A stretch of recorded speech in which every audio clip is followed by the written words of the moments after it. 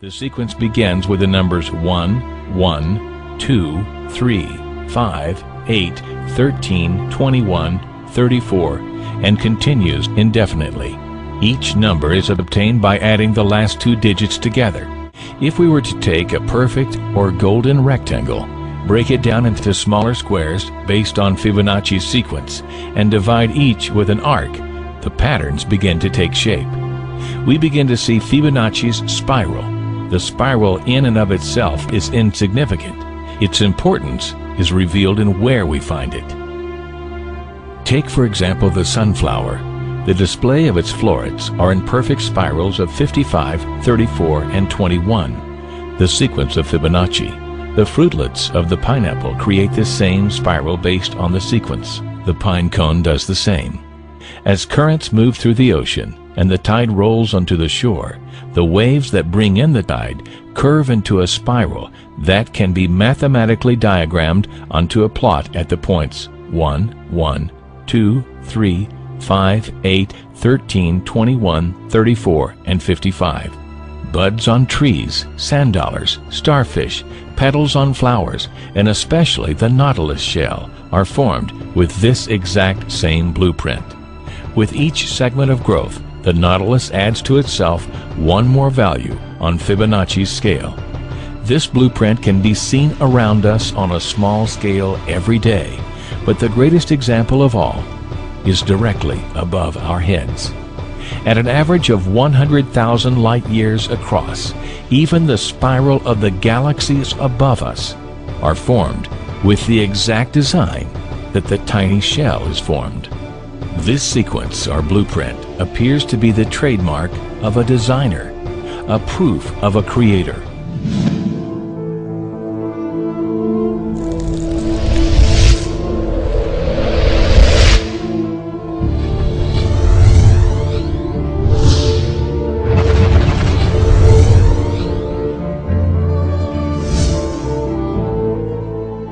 You speak about God.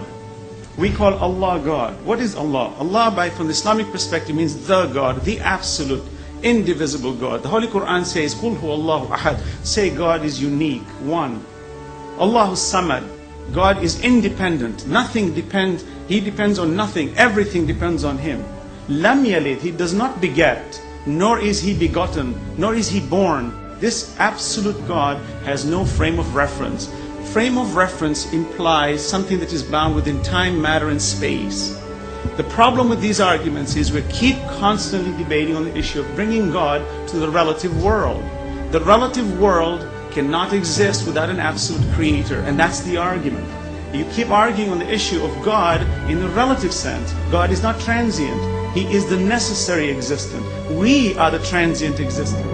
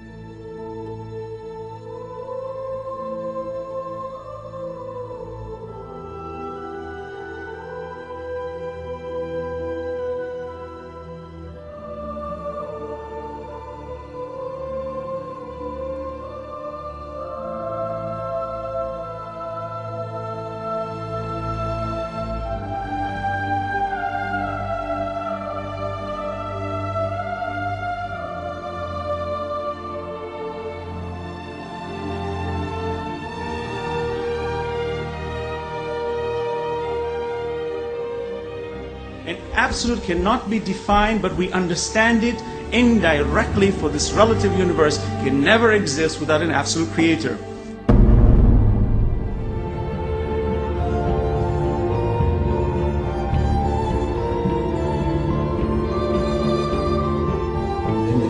Prophet Muhammad is made to say, قُلْ هُوَ اللَّهُ أَحَدٌ. Say, He is God, the one and only. He said, Ahad, one and only. Jesus said, Echad, meaning one and only. Moses said, Echad, meaning one and only. What is the difference? It's the same word, meaning the same thing.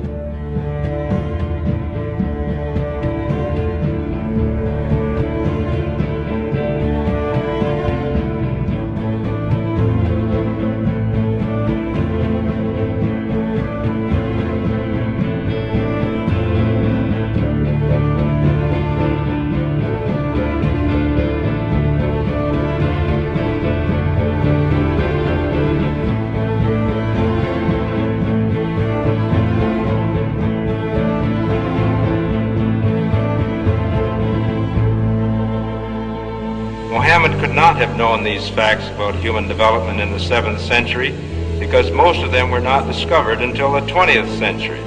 Muslims and others are justified in concluding that these facts could only have been revealed to Muhammad by the one who knows all about us, not only about how we developed, but how we lived and functioned.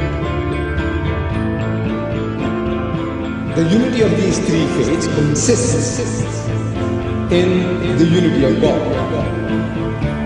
You see, in the fundamentals of the teachings of Moses, Jesus, and Muhammad, there is not an iota of difference.